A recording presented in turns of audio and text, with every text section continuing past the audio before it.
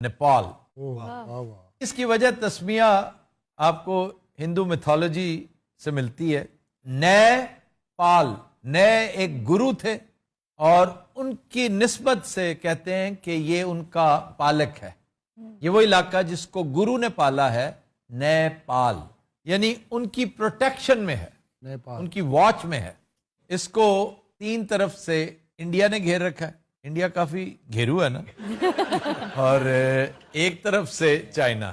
تو جتنی خبریں آتی ہیں بھاگنے کی یا انٹر ہونے کی فرام نیپال ٹو انڈیا، تو کیا وہاں پہ ویزا سسٹم نہیں ہے بارڈر؟ وہاں پر نیپلیز کے لیے تو یہ ہے کہ آپ جب چاہے انڈیا جا سکتے ہیں، وداؤٹ پاسپورٹ جا سکتے ہیں. وہ اسی لیے وہاں پر 80 لاکھ نیپلیز ایسے ہیں جو انڈیا میں کام کرتے ہیں. وہ وہاں پر 82% ہندوز ہیں، 10% بدھسٹ ہیں اور اباؤٹ 4% یوں سمجھ لیجئے کہ مسلمز ہیں. وہاں پر مذہبی آزادی ہے مکمل. You mind your own religion, لیکن آپ ریلیجن چینج نہیں کر سکتے. لیکن اگر کوئی خود کرنا چاہے، کنورژن از پروہیبٹڈ. یہاں پر کنورژن پروہیبٹڈ ہے. وہ پھر ہم یہ کہہ سکتے ہیں کہ جی وہاں کی مذہبی آزادی مشروط ہے. ہاں 100% مذہبی آزادی نہیں ہے. یہ کوہ ہمالیہ کے دامن میں واقع ملک ہے اور دنیا کی عظیم ترین چوٹیوں میں سے 14 یہاں پر موجود ہیں. وہ یہی وجہ ہے کہ اسے روف آف دا ورلڈ کہتے ہیں. پامیرز کو بھی کہتے ہیں روف آف دا ورلڈ، اور نیپال کو بھی. اور سب سے بلند و بالا چوٹی آپ جانتے ہیں ماؤنٹ ایوریسٹ. Mount Everest. یہ ملک اپنا یوم آزادی نہیں مناتا. کیوں سر؟ یہ کسی کا غلام تھا ہی نہیں. واہ واہ واہ. آپ شاید ایک بات سے ناواقف ہوں کہ نیپلیز کا شمار دنیا کے بہادر ترین لوگوں میں ہوتا ہے. گورکھا ریجیمنٹ آج بھی برطانوی فوج کا حصہ ہے. گورکھوں کو وہ اتنا پسند کرتے تھے. یہ نیپلیز گورکھا ہے اور ان کا موٹو ہے کہ بزدلی سے موت بہتر ہے. واہ. یہ 1815 سے آنورڈز آج بھی ریجیمنٹ کا حصہ ہے. انڈیا کی بھی ایک ہے راجی. انڈین فوج میں بھی گورکھاز موجود ہیں. یہاں پر ایک بہت بڑی ٹریجڈی ہوئی تھی 2001 میں. کراؤن پرنس نے اپنی والدہ، والد اور دیگر رشتہ داروں سمیت سب کو موت کے گھاٹ اتار کے خودکشی کر لی تھی. پر کیوں؟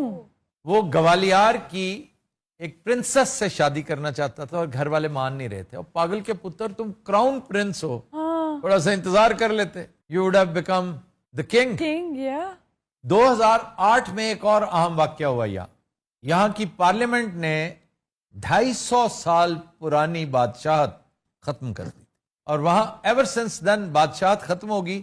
اب پیور ریپبلک ہے. اچھا جی، اہم مقامات. سب سے پہلے تو ہے ماؤنٹ ایوریسٹ. ارے کنی بلند ہے. یہ 29,032 فٹ ہے. 1953 میں یہ چوٹی سر کی گئی تھی. Edmund Hillary from New Zealand and Tenzing Norgay جو مقامی گائیڈ تھا اس کا، دیکھیں تاریخ رقم کر گئے 1953 میں. پشپتی ناتھ ٹیمپل ریور باگمتی کے کنارے کھٹمنڈو کے ساتھ یہ ہے. یہ بہت پرانا مندر ہے اور ہے کوئی تقریباً یوں سمجھے 2000 سال پرانا. یہ سب سے بڑا مندر ہے، ہندو مندر وہاں کا. جی. بدھا سٹوپا، بدھا کا یہ سٹوپا جو گول سٹرکچرز ہیں، one of the largest in the world یہ شمار ہوتا ہے. یہ بھی ورتھ وزٹنگ جگہ ہے. چتون نیشنل پارک بہت خوبصورت پارک ہے.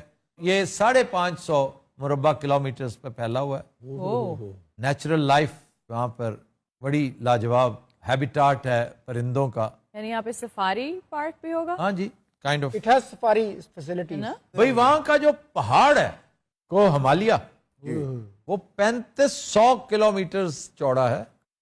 اس کا زیادہ تر حصہ نیپال میں ہے اور ٹچ وہ ہمیں بھی کرتا ہے، چائنا کو بھی کرتا ہے، انڈیا کو بھی کرتا ہے، تبت کو بھی کرتا ہے. اور ماؤنٹ ایوریسٹ پر پہنچنے کے 2 رستے ہیں. ایک ہے کھٹمنڈو کے ذریعے، نیپال کے ذریعے، اور دوسرا ہے تبت کے ذریعے.